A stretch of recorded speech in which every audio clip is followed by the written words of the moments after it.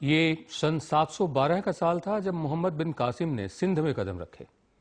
माना जाता है कि हिंदुस्तान में इस्लाम की आमद तभी से हुई, लेकिन भारत में इस्लाम का रिश्ता तलवार से नहीं, कारोबार से बनना शुरू हुआ था।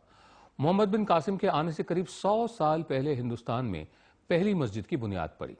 करीब 1400 साल पुरानी वो मस्जिद अभी तक कायम है, याद दिलाती हुई कि हिंदुस्तान में कितनी तहजीबों, कितनी आस्थाओं का पानी आता जाता बसता रहा है।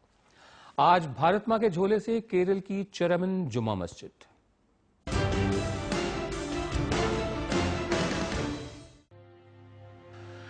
केरल के त्रिशूर जिले के मिठाला शहर की यह मस्जिद कोई मामूली मस्जिद नहीं है। माना जाता है कि यह हिंदुस्तान की सबसे पुरानी मस्जिद है। इस चेरामन जुमा मस्जिद को 629 ईस्वी में बनाया गया, यानी हजरत मोहम्मद के गुजरने से 3 बरस पहले। सवाल है कि पूरा हिंदुस्तान छोड़कर सुदूर केरल के सुदूर इलाके में यह मस्जिद कैसे बनी। बाकी मस्जिदें तो लाहौर और दिल्ली और फैजाबाद जैसे उत्तर भारत के शहरों में दिखती हैं। दक्षिण भारत में लगता है कि हैदराबाद के आगे आंध्रा, केरल और तमिलनाडु बस मंदिरों के इलाके हैं। इस सवाल का जवाब हमें इतिहास में उतरने से मिलता है। दरअसल अरबों और हिंदुस्तानियों के बीच कारोबार का रिश्ता सदियों पुराना रहा। अरब के कारोबारी इधर के मालाबार इलाके में आकर व्यापार करते थे, जो दक्षिण एशिया और दक्षिण पूर्व एशिया के बंदरगाहों को जोड़ने का काम करता था। इस्लाम के आने के बाद इसी रिश्ते ने पहली मस्जिद की बुनियाद रखी।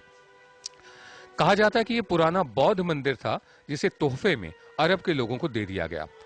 कहानियां और भी हैं।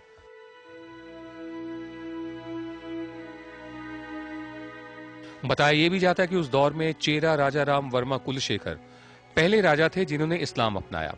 बाद में चेरा राजा चेरामन पेरुमल मक्का तक गए और उन्होंने वहां कुछ लोगों से कहा कि वो आकर उनके राज्य में इस्लाम का प्रचार करें।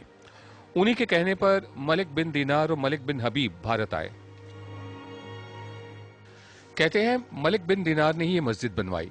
हालांकि इसके शिल्प पर हिंदू मंदिरों की भी छाप है।